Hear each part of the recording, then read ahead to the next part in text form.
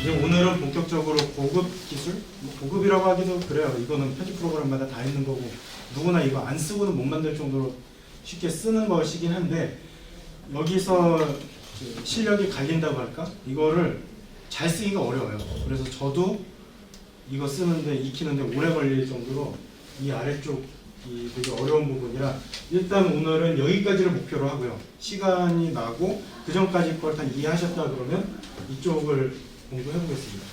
혹은 뭐 내일이라도 할 수는 있는데 내일은 이거를 새로 전달하는 것보다 그냥 이미 있는 거를 자기 걸로 소화할 수 있게 다니면서 도와드리는 게 더 나을 거라고 저는 생각을 하는데요. 이거를 개인적으로 진도가 다르니까 잘하는 분들은 궁금하시면 물어보셔도 됩니다.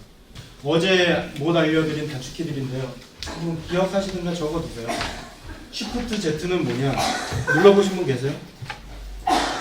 이렇게 확대해서 편집하다가 전체 타임라인 앞부터 끝까지를 한 화면에 보고 싶어.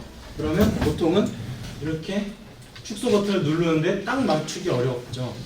그래서 이렇게 막 확대되어 있고 지금 몇 배 줌 되어 있는지 모를 때 그냥 Shift Z를 누르면 전체가 한눈에 보이는 최적화된 크기로 맞춰져요. 핏 기능이라고 하는데 그 다음에 컨트롤 V는 원래는 붙여넣기지만 맥에서는 컨트롤은 찬밥이라고 그랬죠. 커맨드 V가 붙여넣기고 컨트롤 V는 뭐냐? 그죠? 왜 저랬지? 컨트롤 V를 눌러보면 이게 나오는데 이걸 이따가 여기 키프레임에서 할 거예요. 그러니까 이게 애플이 이상해가지고 여기 안 나온다고 하시죠.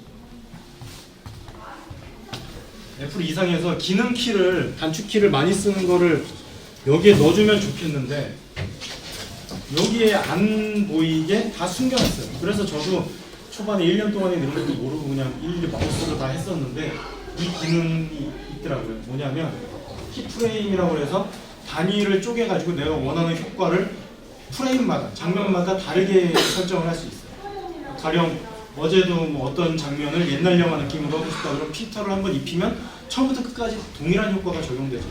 그런데 나는 앞부분은 이 느낌 그대로 살리고 뒤에 몇 번째 프레임부터 몇 분 몇 초부터 그 효과가 적용되게 하고 싶고 그게 천천히 움직이고 싶다 그러면 그때 세밀하게 프레임별로 구분을 해줘야 되는데 그때 쓰는 게 키프레임이에요. 또 그 기능은 이 모션에서도 돼요. 뭐냐면 움직임이 있을 때 단순하게 그냥 여기서 여기까지 움직이는 게 아니라 여기서는 여기까지 움직이고 여기서는 이렇게 움직이고 이렇게 세밀한 조정을 할 수가 있어요. 그게 키프레임 기능인데 편집 프로그램에서 고급 기능 중에 제일 쉬우면서도 어려운 거예요. 그래서 이걸 할 때 쓰는 기능이 컨트롤 V인데 그냥 지금도 보면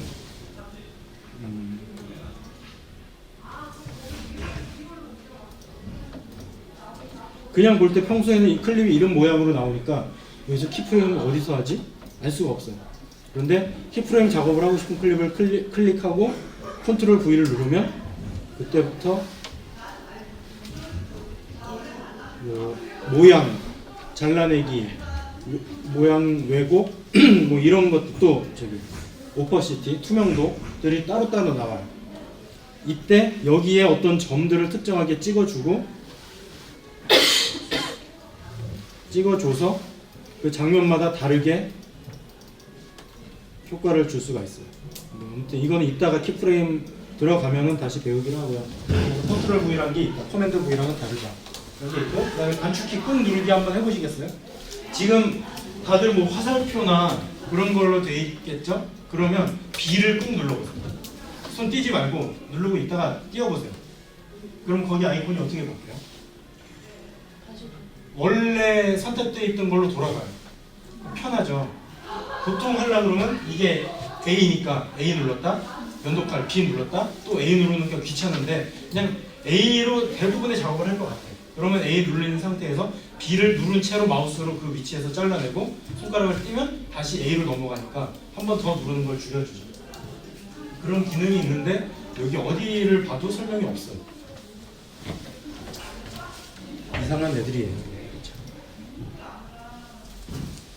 그리고 커맨드 시프트 B는 어제 트랙 개념에 대해서 배웠죠.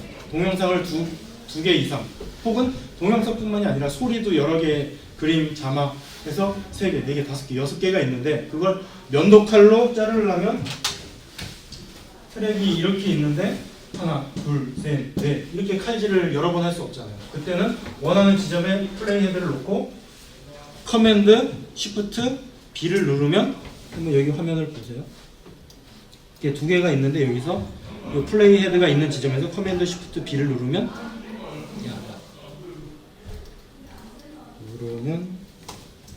여기가 두 개가 한꺼번에 잘렸어요. 이게 두 개가 아니라 여러 개라도 동시에 들어옵니다. 그래서 통째로 여기서부터 끊어서 다 없애버리고 싶은가 이동하고 싶을 때는 그냥 B가 아니라 커맨드 쉬프트 B. 좀 어렵죠, 여기. 한 개만 누르면 편하겠는데 또 세 개를 누르요. 이런 단축키들이 있어서 어제 제가 까먹고요. 안 한 건데 일단 컨트롤 V는 모르더라도 이 세 개는 기억을 하시는 게 좋을 겁니다. 네, 그러면 오늘은 본격적으로 영상 효과, 사운드 효과 들어갈 텐데요. 먼저 영상 효과, 필터 넣는 것을 해보겠습니다. 다 이 타임라인의 동영상 클립 2개 이상 깔아보세요.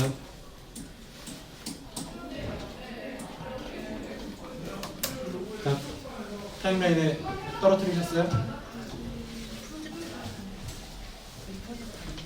그러면 영상 효과, 아니, 필터, 영상 효과는 이 클립입니다. 영상 효과가 아니라 사운드 효과도 여기 들어있어요. 이걸 눌러보세요.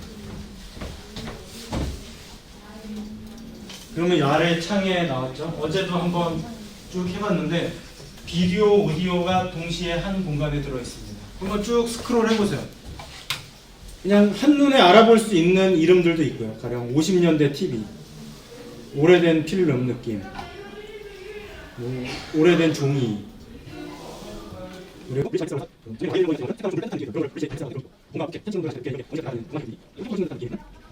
그런 식으로 하나씩 보면은 바로바로 확인하실 수 있을 거예요. 어떤 이런 거구나 미리 보기를 할 수 있고요. 그리고 여기에 있는 가우시안이라는 블러 번지 기능 혹은 흐리게 번지어서 흐려서 잘 안 보이는 기능인데 이건 언제 쓰냐? 보통 모자이크 처리할 때 많이 쓰죠. 모자이크라고 그래 진짜 이렇게 격자 무늬로 되어 있는 것 말고도 이렇게 뿌연 거 영상에서 누군가 얼굴 나오면 안 될 때 이런 거를 입히는데 그냥 이것만 입히면 전체가 씌워지죠. 근데 그럴 때 쓰는 게 바로 이 마스크. 그래서 특정 위치만 이 효과를 주고 싶을 때 마스크를 써요. 그 두 개를 같이 결합해야 되기도 하는데 이런 것들이 있고요.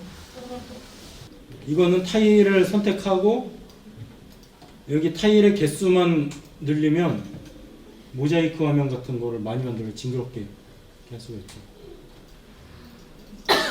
원래는 되게 힘든 기능인데 쉽게 할 수 있습니다. 자, 그 다음 비디오는 끝났고요.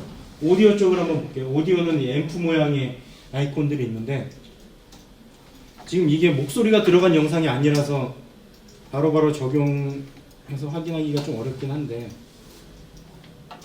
여기 필터도 하나씩 이렇게 입히면 지금 동영상이지만 동영상 트랙, 그러니까 저 클립 하나에는 동영상과 비디오 정보 같이 있기 때문에 비디오 필터를 떨어뜨리면 비디오가 적용되고 오디오 필터를 떨어뜨리면 오디오가 적용돼요. 근데 이게 귀찮고 따로따로 분리해서 떨어뜨리는 걸 눈으로 확인하고 싶으면 어떻게 할까요? 어제 배웠던 오른쪽 버튼 눌러서 익스펜드 오디오 비디오를 해서 따로 오디오에 이게 아니고 오디오 컴포넌트를 해서 이거를 오디오에만 따로 떨어뜨리는 그런 작업을 좀 더 직관적으로 할 수가 있어요. 거기 합치는 게 싫으면 이렇게 하시면 됩니다. 이렇게 분리를 시킬 수도 있고요. 그래서 필터를 보면은 뭐가 이퀄라이저, 오디오에 달린 음역대를 구체적으로 조절할 수 있죠. 가령 여러분들이 영화를 찍는다 그러면 많이 쓰시는 게 전화 통화하는 것처럼 목소리를 바꿔야 돼요. 일반적인 캠코더나 마이크로 녹음을 하면 선명하게만 되지 전화 느낌이 다르다는 거 다 아시잖아요.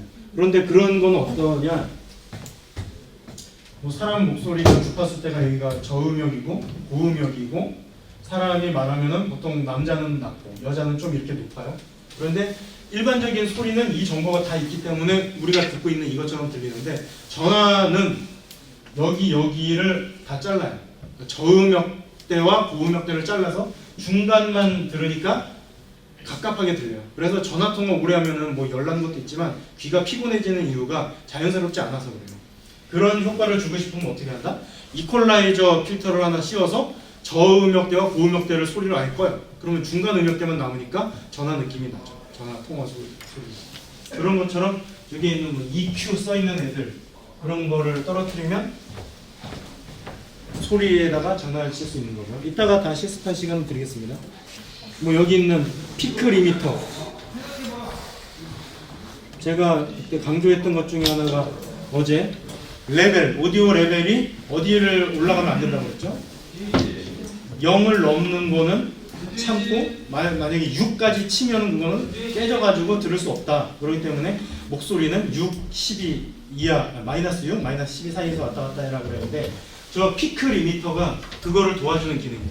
피크가 정상이라는 소리고 리미트가 제한이니까 정상으로 가는 소리를 깎아줘라. 강제로. 저거를 떨어뜨리면 이렇게 들락날락 하던 음이 위에 쪽은 막아줘요. 아래쪽은 계속 살아있는데 위쪽만 위로 더 못 올라가게 천장을 하나 씌우는 거죠. 그런 기능이 있고요. 그거랑 비슷한 기능으로 노멀라이저가 되게 많아요. 여기도 리미터가 있는데 이거는 강제로 정해져 있고요. 피크 리미터는 지 혼자 삐쭉 튀어나오는 애만 막는 거고요. 이 리미터는 전반적으로 막는 거고요. 뭐 그런 차이가 있고요.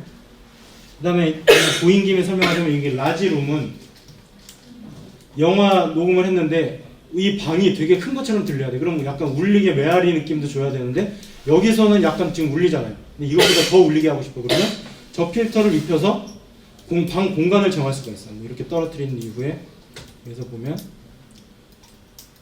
방 공간을 라이브, 뭐 강의실, 라이브라고 하면은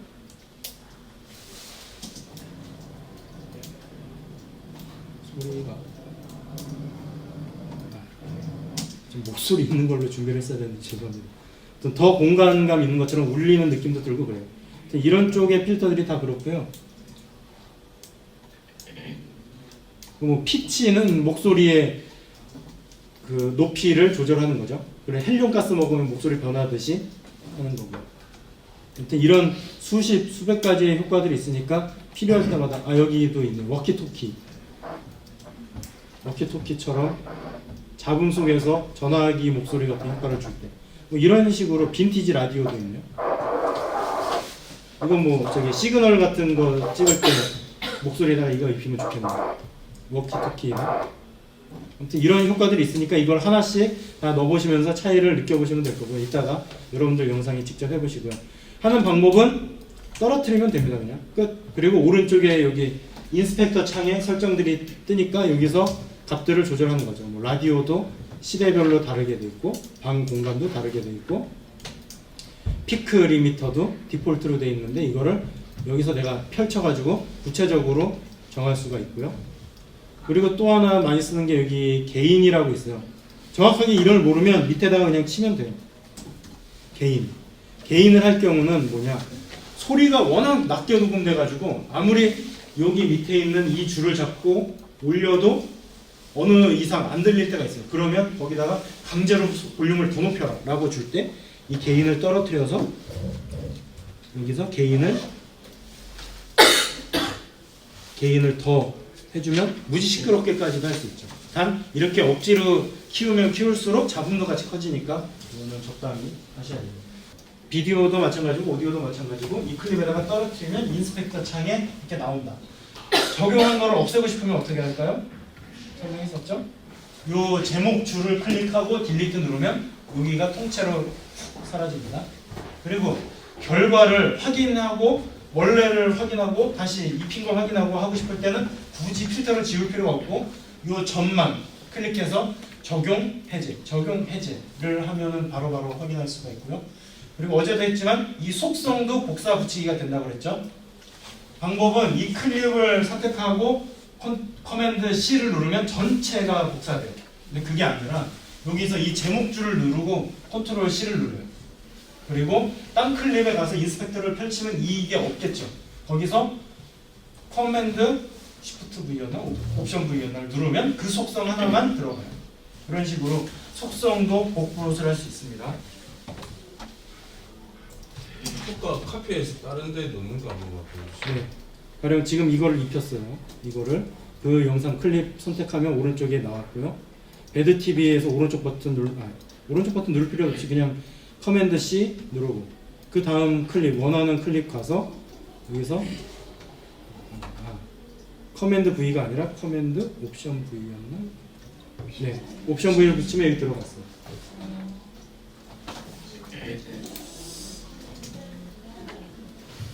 커맨드 옵션 V가 속성 붙이기.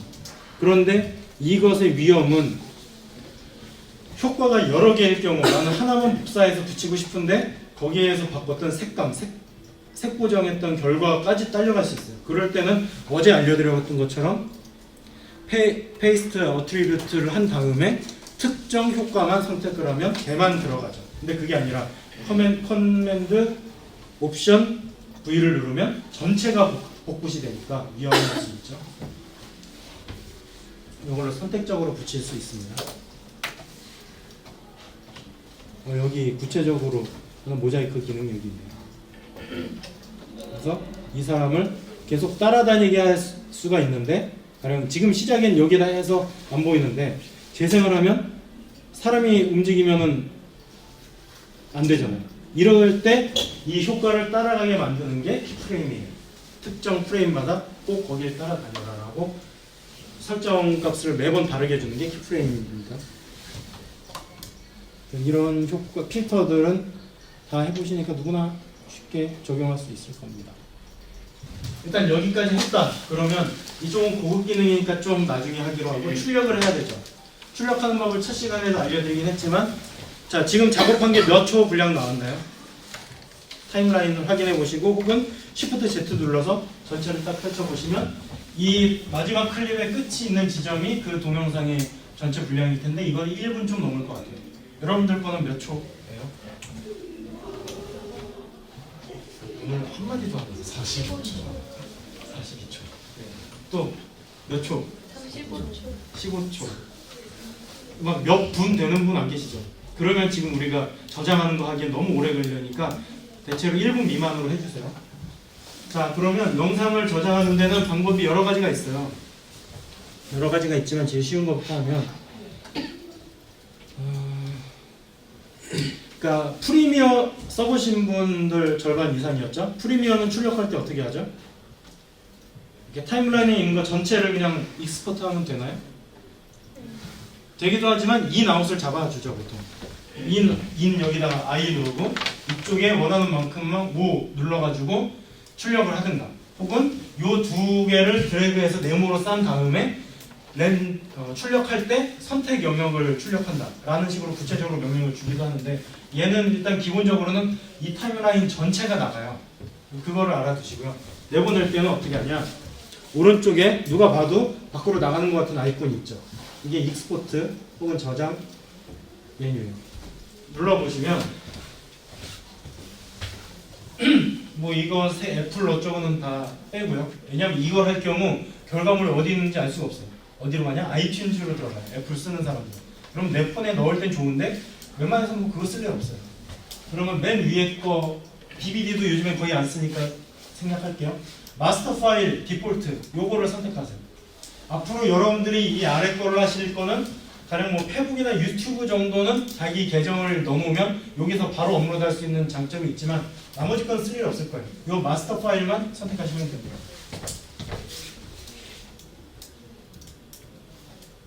그러면 창이 나왔습니다.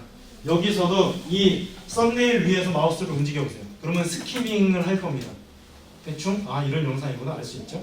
내가 뭐 빼먹었네 라고 할 때 이거 한번 돌려보시면 될 것 같아요.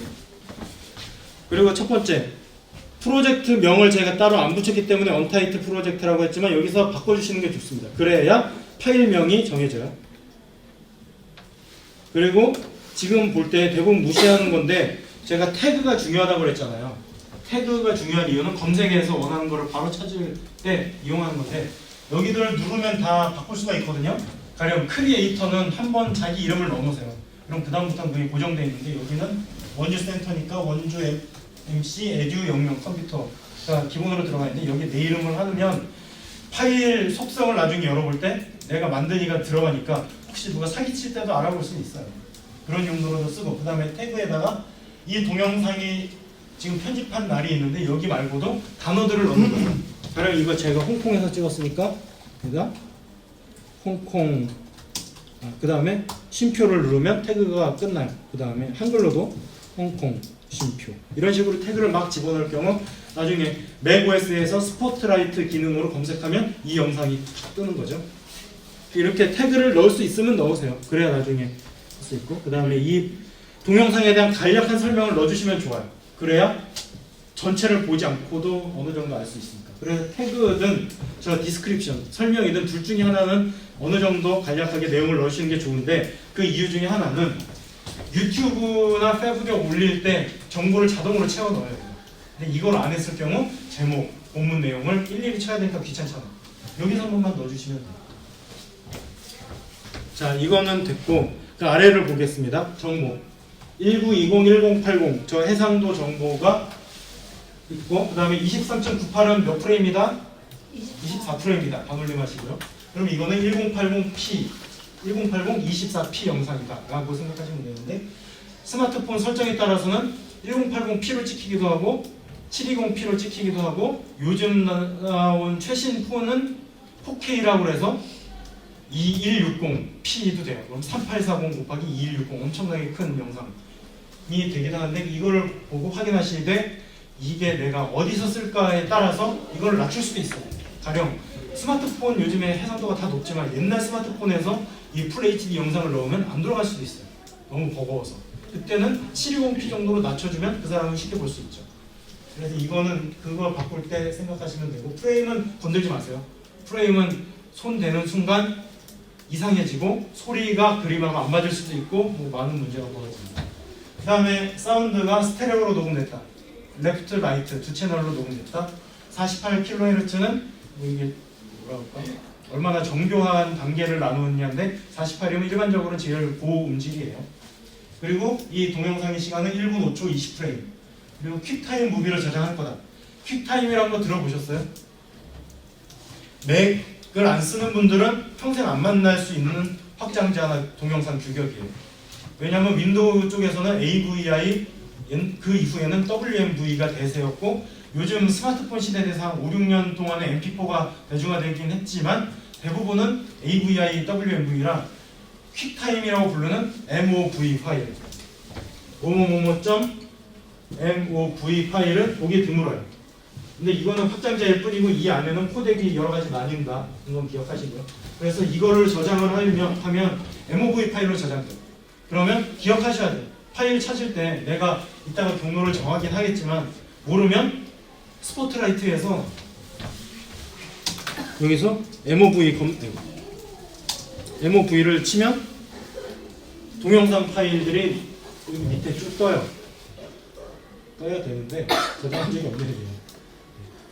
아무튼 이런 식으로 맥에서는 저장하면 기본이 MOV다 라는 거 머리에 두시고요. 그 다음에 용량, 지금은 에스티메이트, 추측컨대 이 용량이 나올 거다 라는 거예요.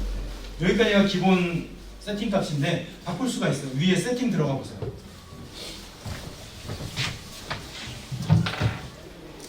자, 좀 선택하는 게 많아졌고 복잡해 보이는데 비디오와 오디오가 있다. 그러면 둘 다 하겠다고 하세요. 가령 사운드만 출력하는 경우가 있어요. 사운드 편집을 한다든가, 혹은 내가 노래한 영상인데, 공연 영상인데 그림은 필요 없고 소리만 필요해. 그러면 굳이 동영상으로 용량 크게 길게 오랫동안 출력할 필요 없잖아요. 그러면 오디오 온리를 하면 되고, 혹은 난 소리 필요 없고 그림만 필요해. 그러면 비디오 온리 하면 되는데 일반적으로 비디오와 오디오를 다 선택하시고요. 아래쪽에 보면 뭐 있는데 무시하세요. 필요 없습니다. 그 다음에 중요한 게, 제일 중요한 거예요. 코덱. 이거를 하는 거에 따라서 실수를 해서 딴 코덱을 할 경우 용량이 커지고 변환하는 시간이 오래 걸리고 재생할 경우 끊길 수 있다는 위험이 있기 때문에 코덱들 있죠. 첫 번째, 소스. 소스는 이 타임라인에 깐 원본 동영상의 소스 코덱을 말하는 거예요. 제가 찍은 거는 뭐 프로레스 422 코덱으로 찍혔나 봐요.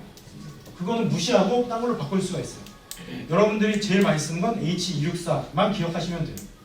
그런데 앞으로 좀 더 작업을 품질을 높여서 고품질의 고퀄의 작업을 하고 싶으신 분들은 그 위에 있는 프로레스 애들을 친하게 지내시면 좋아요. 그게 용량은 크면서 고화질을 유지하고 어떤 작업, 효과, 필터를 걸어도 열화, 화질이 떨어지지 않는 고화질 코덱이에요. 그런데 H264 같은 경우는 이걸로 출력을 한 번 했어요. 그리고 또 불러와요. 거기다 필터를 줘요.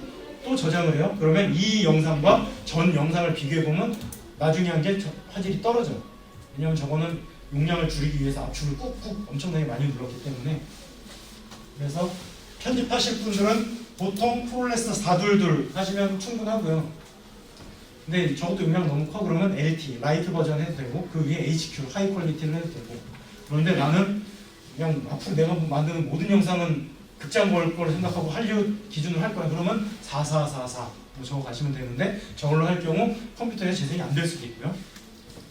그런 문제가 있습니다. 이 아래 언컴프레스드는 뭐 신경 안 쓰셔도 돼요. 무압축이라 여러분들이 평생 쓰실 일 없을 수도 있어요. 그리고 요거는 옛날 규격들, DBC 프로 HD는 파나소닉에서 나온 규격이고 HDV는 옛날에 요만한 테이프로 꽂던 시절 거라 무시하셔도 돼요.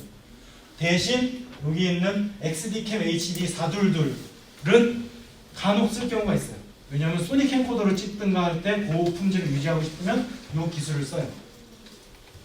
그래서 여기 있는 것도 지금 소니 캠코더인데 쟤는 코덱이 H264긴 한데 저런 것 중에 프로들이 쓰는 거는 코덱을 이걸로 저장하기 때문에 이걸로 맞춰줘야 품질을 유지하니까. 대신 이후에는 내가 맘대로 내 맥에서만 편집할 거다 하는 사람들은 무시하시고 그냥 프로레스 422 이상으로 하시면 돼요.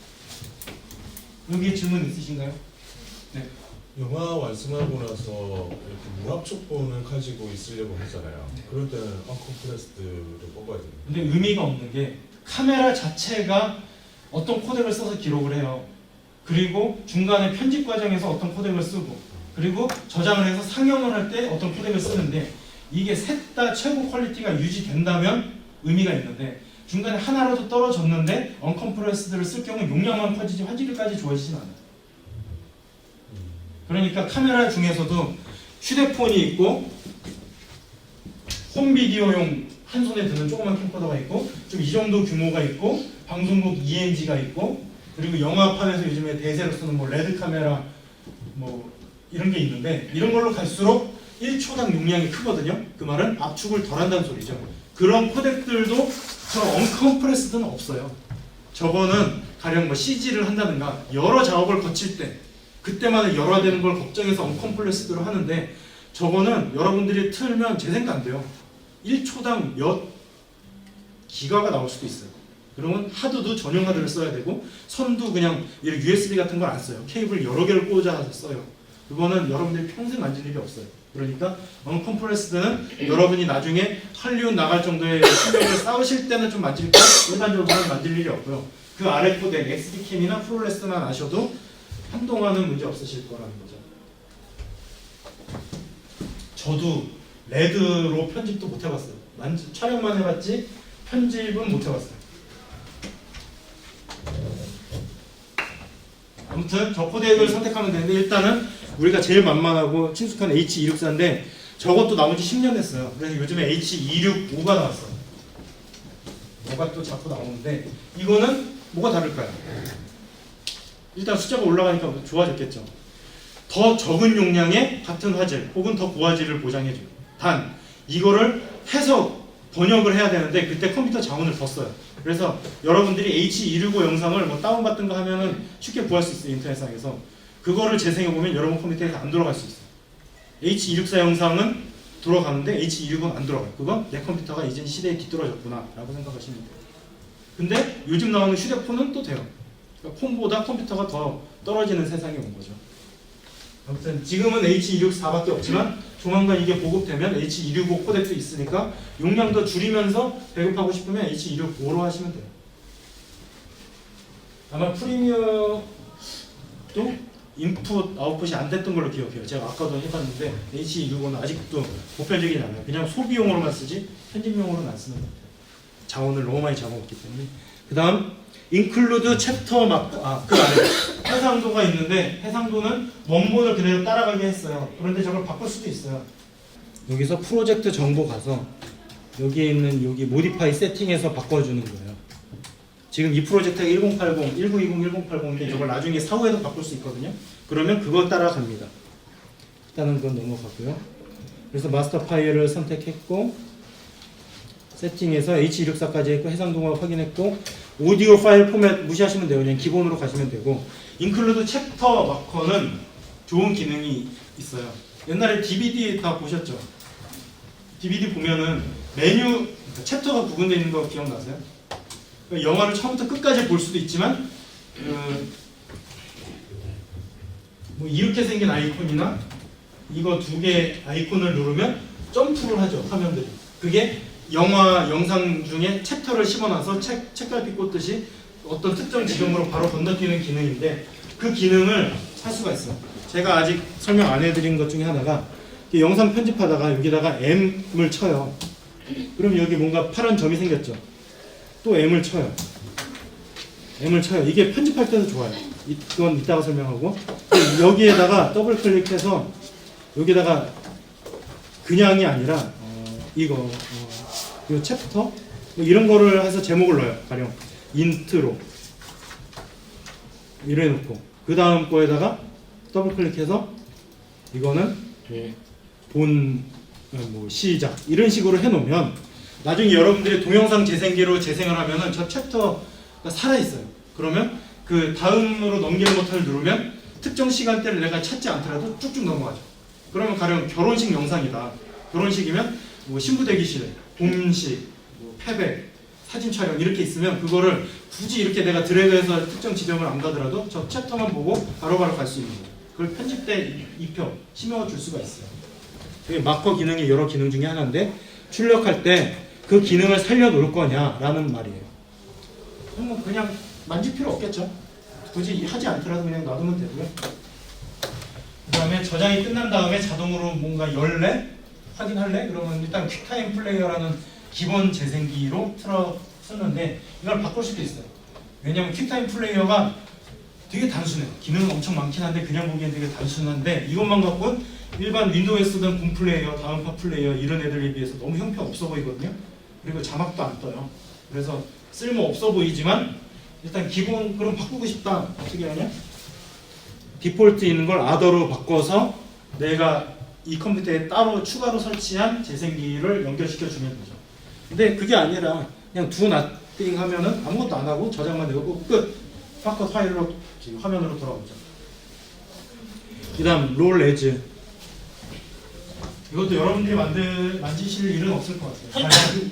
퀵타임 무비는 동영상과 소리가 하나로 묶여있는 momo.mov 파일로 저장한다는 소리예요.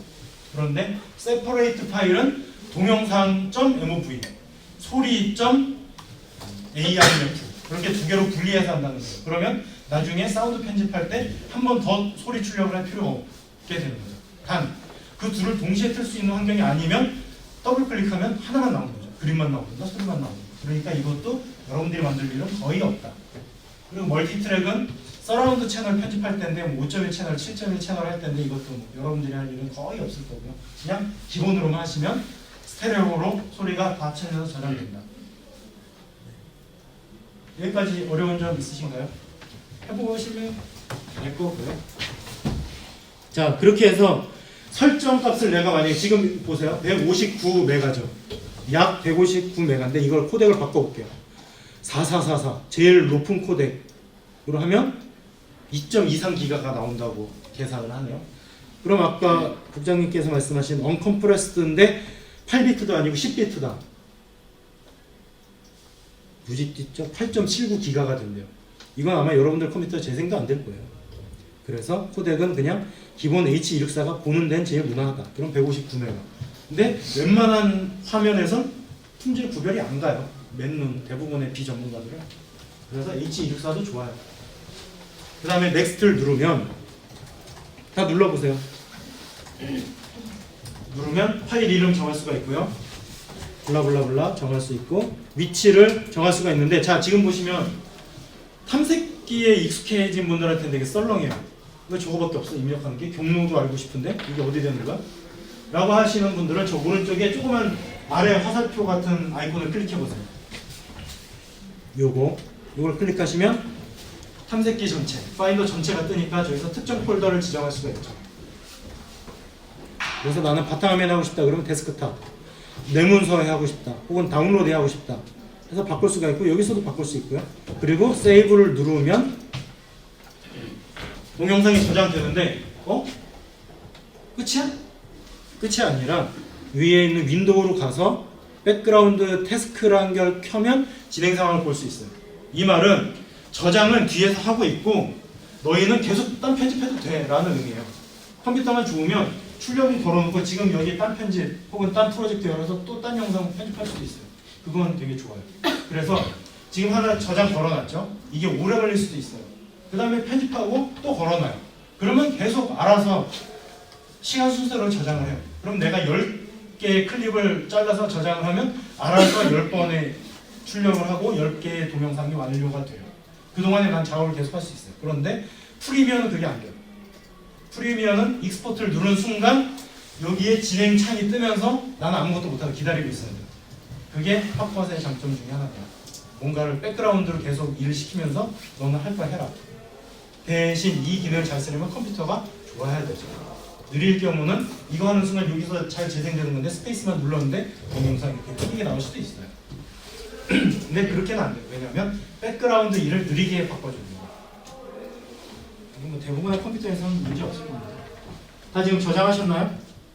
저장하셨고 아까 do nothing이 아니라 퀵타임 플레이어로 했으면 다 된 다음에 결과물이 전체 창에 재생기로 뜰 거예요. 그럼 한번 재생 눌러서 확인해 보시고요. 아 이게 내가 저장한 영상 같구나.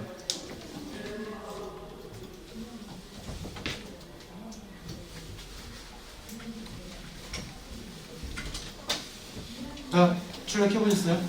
그래서 이게 한글로 되어 있는 곳에선 뭐 딴 편집 프로그램이나 그런데 내보내기, 영어로는 익스포트 이런 식의 기능으로 있는데 여기서는 뭐라고 부르지? 뭐 쉐어라는 기능이 나오죠. 하여튼 내품 뭔가 큐하고 막 해요. 이게 전 세계적으로 20-30년 동안 쓰던 말인데 쉐어라는 기능 그 명칭은 도입했네요. 이런 기능들이 있으면 내보낸다라고 하시면 됩니다. 자, 그다음 다시 저기 보면은 파일 보면은 보통 편집 프로그램을 보면 세이브라는 게 있어요. 팝컷은 세이브가 없어요. 근데 제가 다운 가끔 된다고 할 때도 설명드렸지만 얘는 알아서 저장을 해요. 틈틈이 저장을 해요. 프리퍼런스에서 저장하는 시간을 바꾼다고는 했지만 아무튼 얘는 틈틈이 저장을 하기 때문에 굳이 내가 저장을 누를 필요도 없다라고 이게 뭐 인식 쓰는 척 해주네요. 그래서 아무리 찾아도 세이브가 없어요. 그렇기 때문에 이 프로젝트를 갖고 딴 맥에서 편집하고 싶으면 어떻게 한다고 그랬죠? 라이브러리 파일을 통째로 복사해서 가져가시면 거기 팝콘만 깔려 있다면 라이브러리는 아이콘처럼 보이지만 더블 클릭하면 거기서 새로 열려서 똑같은 작업을 그대로 이어서 할 수 있다. 근데 저장이 있으면 내가 세이브 에즈 눌러가지고 사본 하나 더 만들고 편집을 할 수가 있는데 그 개념이 없어요. 라이브러리를 통째로 복사해야 돼요. 물론 방법은 있어요. 뭐냐면 여기 동영상 지금 여러분들이 접근할 수 없게 해놨는데 사용자 하드 들어가서 동영상 가면 파이널 컷 백업이라는 파일이 있고요. 지금 제가 언타이틀로 프로젝트 파일을 했는데 이것들이 프로젝트 파일이에요. 용량이 되게 작아요. 1메가도 안 돼요. 근데 여기에 내가 작업한 기록들이 다 들어있는 프로젝트 파일이에요. 이거를 갖고 딴 데 가면 편집을 할 수 있는데 문제는 라이브러리 안에 원본 소스 파일들이 동일하게 있을 경우만 되는 거죠. 근데 그럴 바에는 그냥 라이브러리 통째로 하나 복사하세요. 용량이 크긴 하더라도. 근데 혹시 내가 실수하다가 다운됐어. 근데 옛날로 거슬러 올라가서 계속 편집하고 싶으면 이 오토세이브 파일들을 쭉 보다가 아 내가 이 시간대쯤에 다운됐고 실수했던 걸 살리고 싶다. 그럼 이거 더블 클릭하면 새 이벤트로 열려요. 근데 이 경로가 어디냐? 기본 설정이 그 루트 컴퓨터 자기 아이디 밑에 있는 동영상 폴더에 들어가 있어요. 이게 찾기가 힘들어요. 그리고 지금 보세요. 용량이 이게 라이브러리 파일이거든요. 둘 다. 용량이 10.64, 3.34. 제가 있는 동영상은 제가 데스크탑에 저장해 놨는데 라이브러리에도 또 있는 거죠. 용량이 2배가 된 거죠. 파일 관리를 잘 하셔야 돼요. 안 그러면 금방 하나가 꽉꽉 차잖아요. 장점은 원본 파일을 잃어버리든가 내가 지우든가 이름을 바꿔도 편집하는 데는 전혀 문제가 없다. 이거는 안정적인데 일반 윈도우에서 쓰던 개념으로 생각하면 어려울 거예요. 아무튼 여러분들이 저장하신 파일 다 확인해 보셨나요? 제가 저장한 걸 더블 클릭해보면 퀵타임이라는 애가 열렸고 재생하면 잘 나오네요. 뭐 전체 하고 싶으면 커맨드 F 풀스크린을 누르면 전체 화면을 보고요.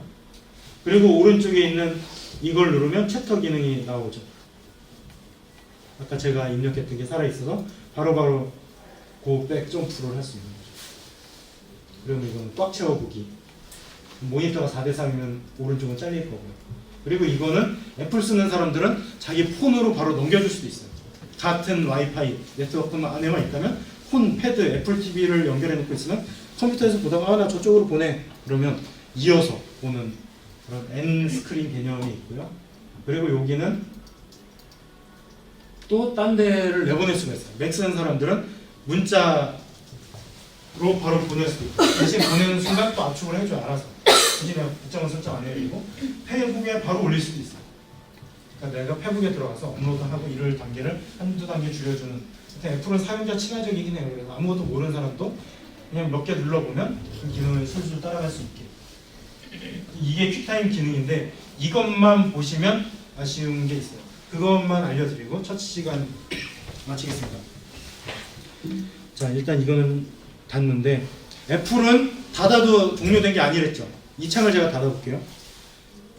그래도 위에 떠 있어요. 이 말은 지금 램에 상주해 있다는 말인데 이 퀵타임 플레이어를 사람들이 기능을 잘 몰라요. 이제 전 알아요. 그래서 열심히 떠들고 다닙니다. 이걸 잘 쓰면 좋은데 제 기능은 기본적으로는 재생이에요. 재생 말고는 또 뭐가 있냐? 편집 기능도 있고요.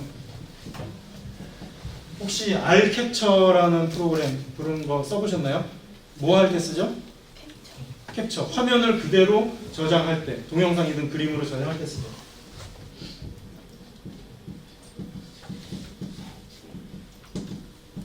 자, 이런 기능들이 있어요. 또 좋은 게 뭔지 아세요? 무서운 기능이 있어요.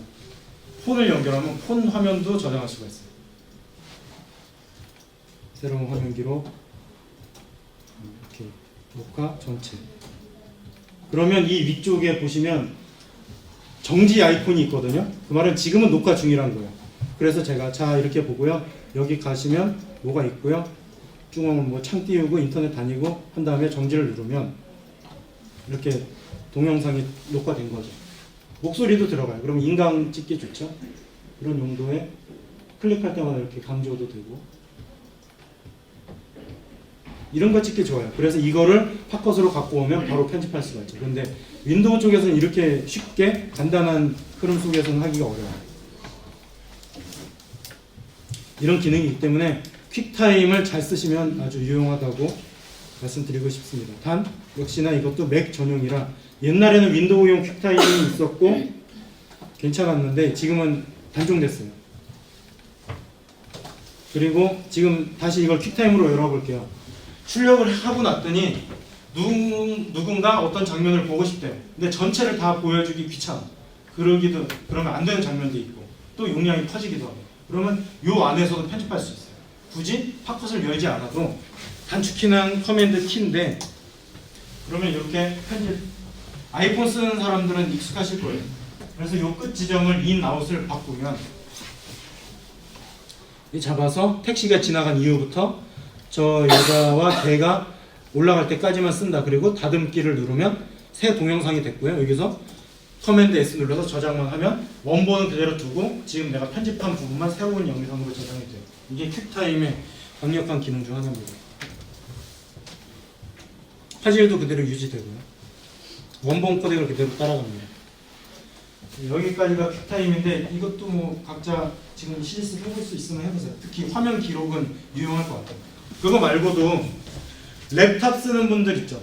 웹캠이 달려있잖아요. 요즘 노트북에는 퀵타임에서 자기 얼굴도 동영상으로 바로 캡처가 돼요. 파일, 새로운 동영상 녹화 캠코더가 연결되어 있으면 그 캠코더 기준으로 되는데 지금 얘는 없거든요. 웹캠으로 하면 내 얼굴이 나와요. 그러면 또 인강하는 것처럼 샬라샬라 떠들고 정지 누르면 동영상 저장이 되고요. 이거 말고 오디오 녹음도 돼요. 오디오 녹음 눌러서 녹음하면 저장이 되는데 확장자 자체는 MOV로 되지만 MP4 방식이랑 뭐 나중에 방한 프로그램 같은 데서 MP3나 웨이브 파일을 바꿀 수가 있어요. 그래서 저 퀵타임과 팝컷은 궁합이 아주 잘 맞고 특히 맥에서는 없으면 안 되니까 꼭 쓰세요. 그냥 더블 클릭해서 처음으로 열리는 재생기다 정도만 생각하시면 안 됩니다. 여기서 애니메이션 만들 수 있는 분 계세요? 나는 애니메이션 할 줄 안다. 저도 못하거든요. 그런데 가령 제가 여행을 갔는데 보통 여행 영상들 보면 뭐 우리나라 지도가 이렇게 있으면 여기 서울에서 부산 이렇게 움직이는 그래픽 같은 거 들어가면 재밌잖아요. 예쁘고. 그런데 할 줄을 몰라. 프리미어에서 하기에는 어려워요. 그러니까 정교하게 못해. 그러면 애프터 이펙트 가야 돼? 그건 공부를 또 해야 돼. 그럴 때 쓸 게 맥 쓰는 사람들은 키노트라는 걸 쓰면 돼요. 키노트는 원래는 맥용 파워포인트예요. 근데 이 기능이 무지 강력합니다. 일단 아무거나 해볼게요.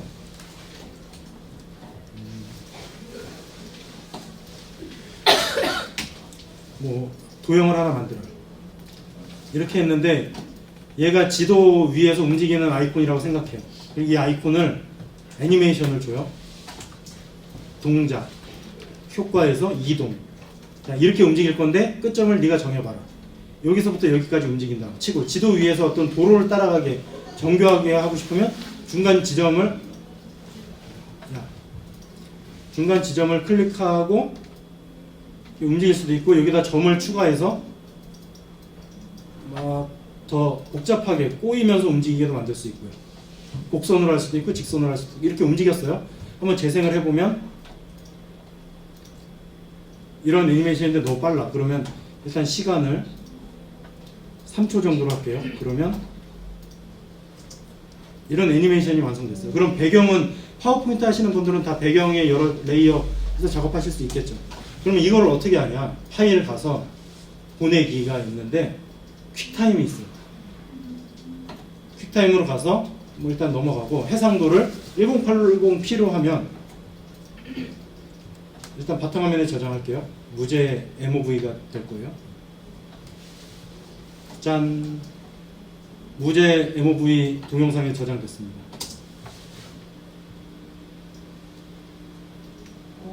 그럼 이 애니메이션을 그대로 팝컷에 불러오면 애니메이션을 쓸 수 있는 거죠. 지금은 제가 그냥 단순하게 동그라미를 했지만 키노트에서 내 얼굴만 오려가지고 얼굴이 지도 위에 움직이고 혹은 사람 다리가 이렇게 움직이는 것도 손만 많이 가면 키노트 상에서도 구현할 수 있거든요. 그리고 막 각종 전환 효과도 넣어서 지도에서 움직이는 혹은 뭐 제가 특정 진짜로 저기에 캐릭터들을 막 집어넣어서 애니메이션 만든 사람도 있어요. 좀 이건 변태 같은 극한적인 시도를 해보는 사람들은 유튜브에 올려요. 그걸로 처음부터 끝까지 애니메이션을 만들기도 해요.